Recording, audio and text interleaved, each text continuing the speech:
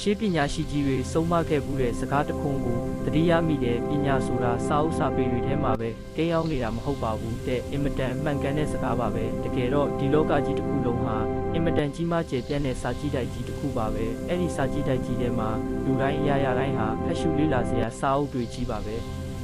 ဉာဏ်ပညာကြီးမားသူဆိုတာစာအုပ်ထဲကစာကိုပဲဖတ်တတ်တာမဟုတ်ပါဘူးကိုတွေ့ဆုံရတဲ့လူတိုင်းစီကနေကိုအတွက်အသုံးဝင်မဲ့ပညာကိုယူတတ်တဲ့သူကမှပညာရှိလို့ခေါ်ဆိုထိုက်ပါတယ်စမ်းစစ်ကြည်စမ်းပါမိတ်ဆွေရွှေဆိုတဲ့အမျိုးကရွှေဆိုင်ကြီးမှာတင်ထားမှရွှေဖြစ်တာမဟုတ်ပါဘူးရွှွနွယ်ထဲမှာရှိနေရင်လည်းသူ့တန်ဖိုးကရွှေပါပဲထို့အတူပါပဲပညာဆိုတာကလည်းဘသူစီကထွက်လာတယ်လဲဆိုတာထက်ဘလောက်အနှစ်သာရရှိတယ်လဲဆိုတာကပိုပြီးခရကြပါတယ်တချို့ကတွေးတတ်ကြတယ်သူကဘာကောင်းမို့လို့ငါကသူ့စီကတင်ယူရမှာလဲသူကငါထက်နှိမ့်ကြပါတယ်ဆိုတဲ့အတွေးမျိုးပေါ့အဲ့ဒါဟာပညာရဲ့တန်ဖိုးကိုမသိလို့ပါပဲရေငတ်နေတဲ့ခရီးတဲ့တယောက်ကိုရေးပေးတဲ့သူကတထေးလားဆင်းရဲသားလားဖက်နှက်ချုပ်သမားလားဆိုတာရွေးချယ်စစ်စစ်နေဖို့မလိုပါဘူးအဓိကကကိုယ့်အာခေါင်၆တွေ့နေတာပြေပြောက်ဖို့ရေကိုတောက်လိုက်ဖို့ပါပဲဉာဏ်ပညာကြီးမားသူတွေရဲ့လျှို့ဝှက်ချက်ကတော့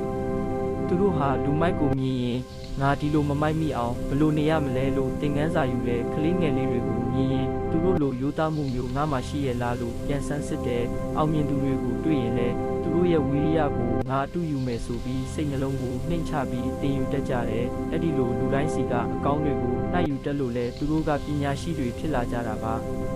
ကိုငါကဘွဲရငါကယာတူးကြီးငါကလူကုန်ထမ်းဆိုတဲ့မာနတတိုင်းကြီးကာယံထားမယ်ဆိုရင်တော့အမှန်တရားတွေကအဲ့ဒီတတိုင်းကိုကြုံဝင်လာနိုင်မှာမဟုတ်ပါဘူးသတိထားမိကြရဲ့လား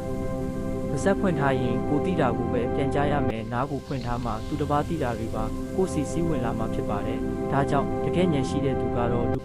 တစ်ဖက်လူရဲ့အတွေ့အကြုံသူ့ရဲ့အမှားသူ့ရဲ့အတွေးခေါ်တွေထဲကနေကိုယ့်အတွက်အသုံးဝင်မဲ့အယိုးတွေကအသားကိုယူတတ်ကြတာကိုလူတယောက်ချင်းစီမှာမိတ်ဆွေမတက်ရောက်ဘူးတဲ့ဘဝတက္ကသိုလ်တစ်ခုစီရှိကြဆမြဲပါဈေးတဲ့တယောက်စီမှာလူကိုဆွဲဆောင်တဲ့ဝါစာရှိမယ်တောင်တူကြီးတယောက်စီမှာရာသီဥတုကိုကြက်ကြန့်ခံတဲ့တိခန့်စိတ်ရှိမယ်အခြေခံလူဒန်းစားတွေစီမှာဘဝကိုမမလျှော့ပဲရုန်းကန်တဲ့တတိရှိမယ်အဲ့ဒီအရာတွေကိုမိတ်ဆွေကစာအုပ်ထဲမှာပဲလိုက်ရှာနေရင်ဘယ်တော့မှတွေ့မှာမဟုတ်ဘူးပညာဆိုတာအထက်တန်းလွှာတွေအတွက်ပဲတည်တံ့ထုတ်ထားတဲ့ပစ္စည်းမဟုတ်ပါဘူးဉာဏ်ရှိတဲ့သူကတော့အမိုက်ကောက်တဲ့သူစီကနေဝီရိယကိုတင်ယူရဲတယ်လို့ဆင်းရဲသားစီကနေရောက်ရဲမှုကိုလည်းတင်ယူရဲပါတယ်လူရွေးပြီးတင်ယူနေတာဟာကိုပညာမဲ့ဖြစ်အောင်လုပ်နေတာနဲ့အတူတူပါပဲပညာရှိခြင်းရင်လူတိုင်းကိုလေးလေးစားစားနဲ့လေ့လာစမ်းပါဒါကြောင့်မိတ်ဆွေအနေနဲ့တကယ်ပညာရှိဖြစ်လို့ရဆိုရင်လူတယောက်နဲ့စကားပြောတိုင်းသူ့စီကငါဘာတင်ယူလို့ရမလဲလို့ကိုအမြဲမေးပါကိုထက်ငယ်တဲ့သူနှိမ့်ကြတဲ့သူတွေစီကကြံဉာဏ်ကိုလည်းနှိမ့်ချစွာလက်ခံတတ်အောင်လေ့ကျင့်ပါလောကကြီးမှာကိုယ့်အတွက်ဆရာမဖြစ်နိုင်တဲ့သူဆိုတာတယောက်မှမရှိပါဘူးလူတိုင်းစီကနေတင်ယူတတ်တဲ့အလေးချင်းကိုဝင်းမြူလိုက်ပါနားထောင်တတ်သူတင်ယူတတ်သူကသာလျှင်လောကရဲ့အနှစ်သာရကိုပိုင်ဆိုင်နိုင်မှာဖြစ်ကြောင်းစေတနာစကားပါလိုက်ရပါတယ်